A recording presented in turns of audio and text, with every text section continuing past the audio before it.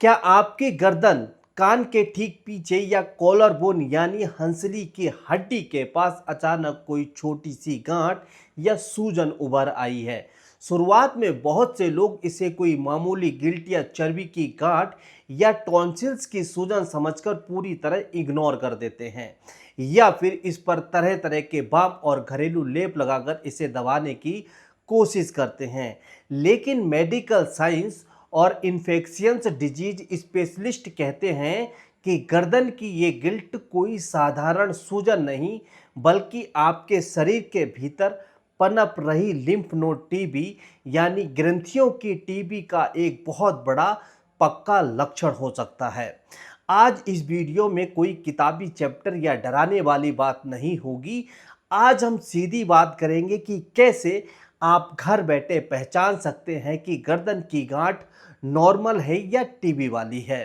साथ ही जानेंगे कि दवाइयों के साथ साथ कौन सी सही डाइट आपके रिकवरी को 10 गुना तेज कर देगी, और फेफड़ों को मजबूत करने वाला कौन सा फिजियो हैक है जो आपको रोजाना करना चाहिए। और वीडियो बहुत जरूरी है, इसे बिना स्किप किए हुए पूरा देखिए। आगे बढ़ने से पहले मैं आपसे एक बहुत ज़रूरी सवाल पूछना चाहता हूं।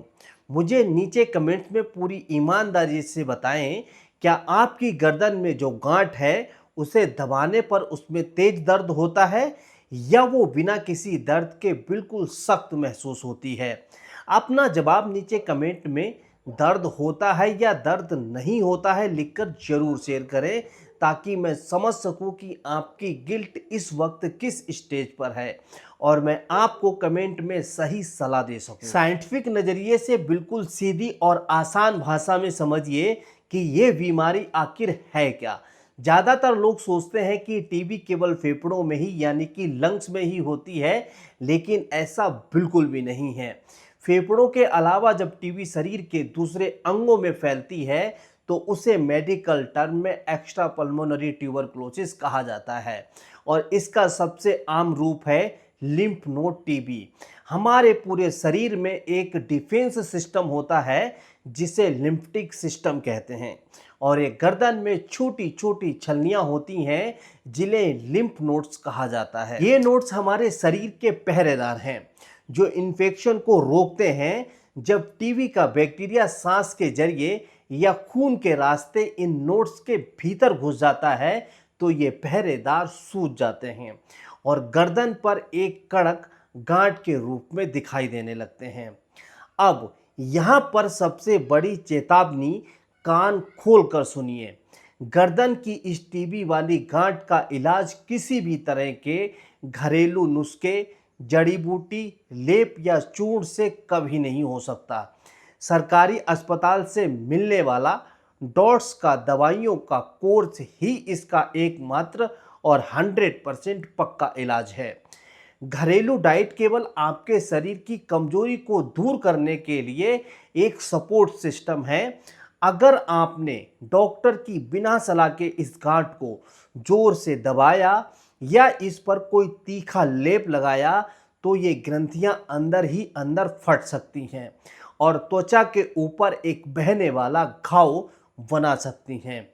इसका इलाज बेहद मुश्किल हो जाता है, इसीलिए दवा का कोर्स करना बहुत इंपॉर्टेंट है। तो चलिए आज ही अपने शरीर में इन 5 लक्षणों को अच्छे से पहचान लीजिए ताकि सही समय पर सही जांच हो सके।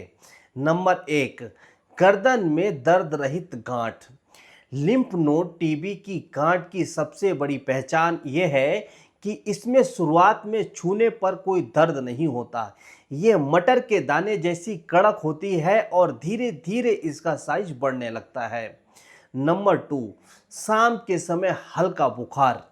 दिन भर आप बिल्कुल ठीक रहेंगे, लेकिन जैसे ही शाम के 4 या 5 बजेंगे तो आपके शरीर का तापमान अचानक बढ़ने लगेगा और आपको हल्का सा बुखार महसूस होगा।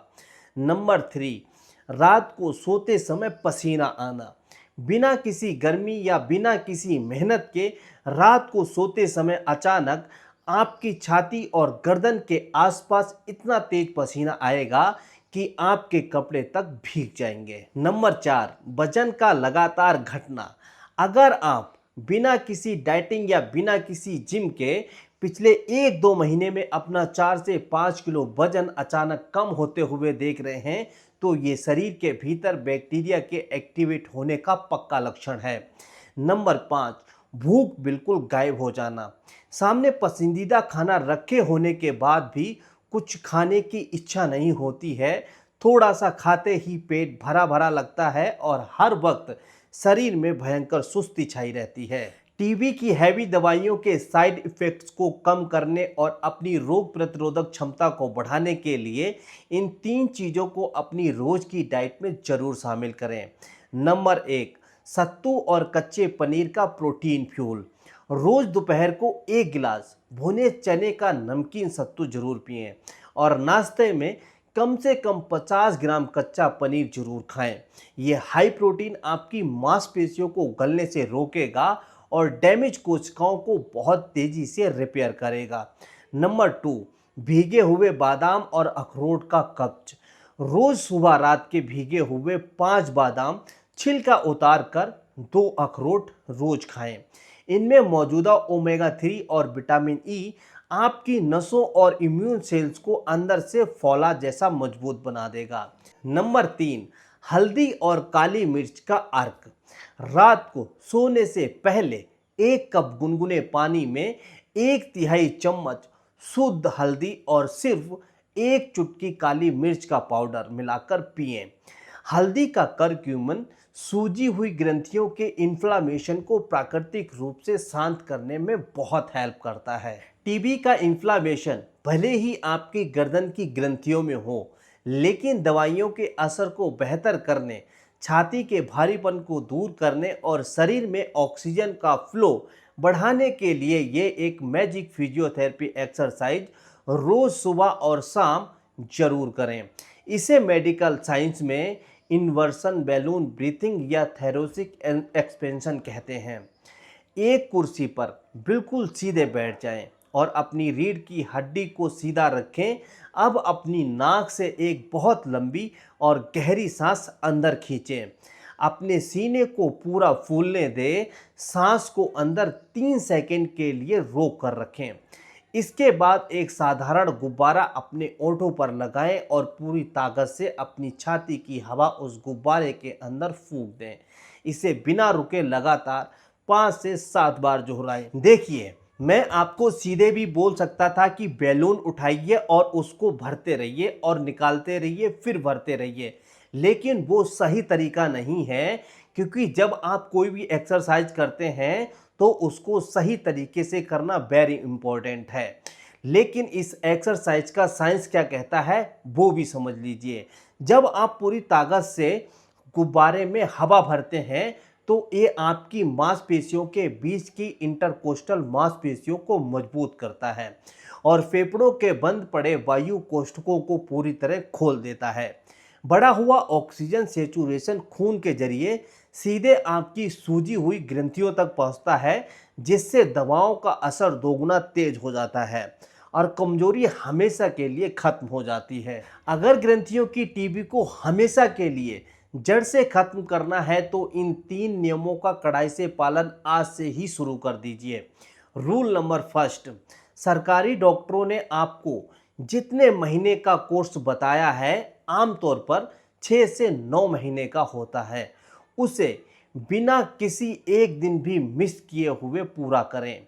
बीच में दवा छोड़ना बीमारी को MDR टीबी यानी जानलेवा बना सकता है। रूल नंबर 2, बीड़ी, सिगरेट, शराब, अत्यधिक मैदा और रिफाइंड वाली तली हुई चीज़ें पूरी तरह बंद कर दें, क्योंकि ये चीज़ें लीवर पर अतिरिक्त लोड डालती हैं और दवाओं के असर को धीमा कर देती हैं।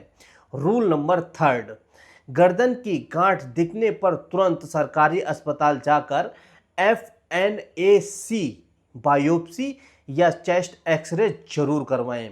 बिना जांच के खुद से कोई भी एंटीबायोटिक दवा खाने की भूल बिल्कुल ना करें या गांठ पर कोई लेप या तंत्र मंत्र करने की बिल्कुल भी कोशिश ना करें।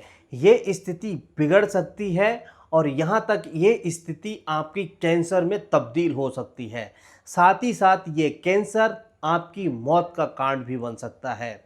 इसीलिए डरे नहीं, शर्माए नहीं, सजग रहें। दोस्तों, गर्दन की गांठ या लिम्फ नोड टीबी कोई ऐसी बीमारी नहीं है जिससे डरा जाए। बशर्ते आप अंधविश्वास और घरेलू टोटकों का शॉर्टकट छोड़कर सही समय पर साइंस का और डॉक्टर का हाथ थाम लें।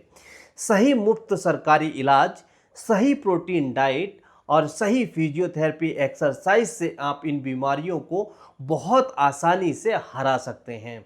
अगर आपको ये साइंटिफिक और जिम्मेदार जानकारी हेल्पफुल लगी हो तो इस वीडियो को देश के हर एक नागरिक तक पहुंचाने में हमारी हेल्प करें।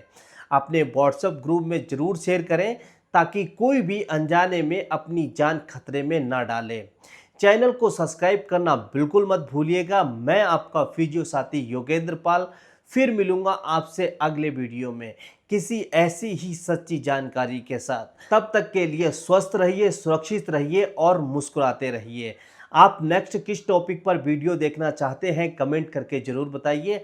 हम आपके टॉपिक पर 100% वीडियो लेके आएंगे।